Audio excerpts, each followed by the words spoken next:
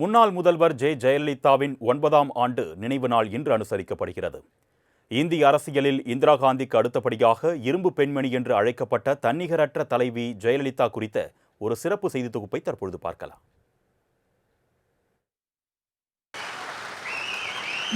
ஜெயலலிதா என்னும் நான் சட்டப்படி அமைக்கப்பெற்ற இந்திய அரசியல் அமைப்பின் பால் உண்மையான நம்பிக்கையும் மாறா பற்றும் கொண்டிருப்பேன் என்றும் இந்திய நாட்டின் ஒப்பில்லாத முழுமுதல் ஆட்சியையும் ஒருமையையும் நிலைநிறுத்துவேன் என்றும் தமிழ்நாட்டு அரசின் முதலமைச்சராக உண்மையாகவும் உளச்சான்றின்படியும் என் கடமைகளை நிறைவேற்றுவேன் என்றும்.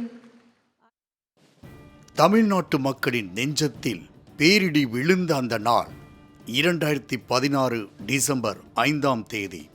இந்திய அரசியலில் யாரும் படைத்திராத பல்வேறு சாதனைகளை நிகழ்த்தியதோடு ஒரு கட்சியை இரும்பு கோட்டையாக மாற்றி படை வீரர்களாக கட்டிக்காத்த பெருமைமிக்க தலைவர்களில் ஒருவராக விளங்குகிறார் ஜெயலலிதா.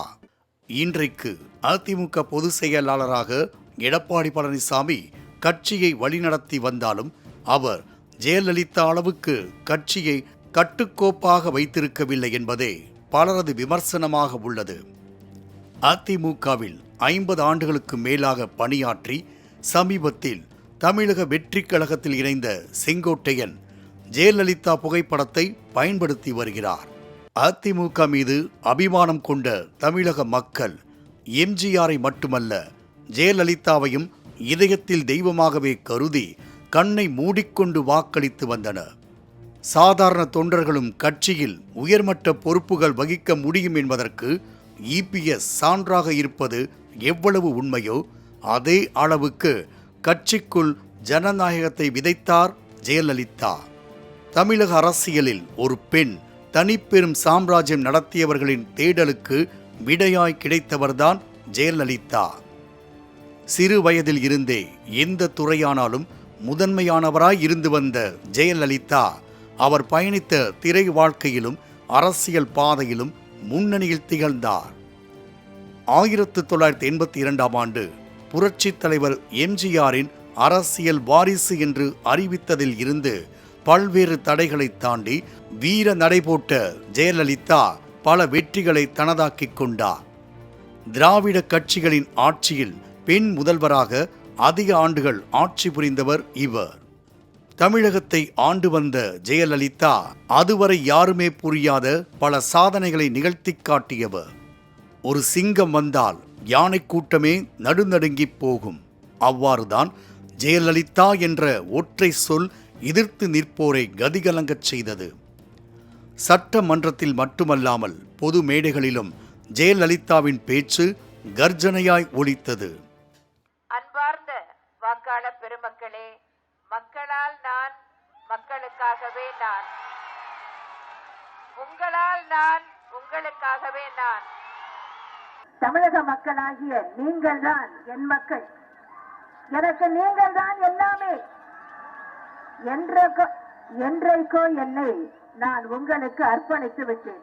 உங்களுக்கு தேவையானவற்றை செய்து கொடுக்கக்கூடிய வலிமையை நீங்கள் எனக்கு கொடுங்கள் என்று உங்களை எல்லாம் அன்புடன் கேட்டுக்கொள்கிறேன். செய்வீர்களா? நீங்கள் செய்வீர்களா? எம்ஜிஆரின் மரணத்தை தொடர்ந்து அவரது மனைவி ஜானகி ராமச்சந்திரன் தமிழகத்தின் முதல்வராக பொறுப்பேற்றார்.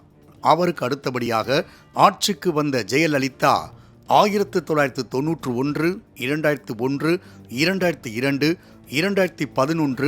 2016 ஆகிய காலகட்டங்களில் முதல்வராக பதவி வகித்ததன் மூலமாக தமிழகத்தில் அதிக முறை முதல்வராக பதவி வகித்தவர் என்ற பெருமையை பெற்றுள்ளார். ஜெயலலிதாவின் ஆட்சி காலத்தில் ஏராளமான நலத்திட்டங்கள் எழுத்தளவில் மட்டுமே அல்லாமல் நடைமுறைக்கும் வந்து மக்களுக்கு பயனளித்தன.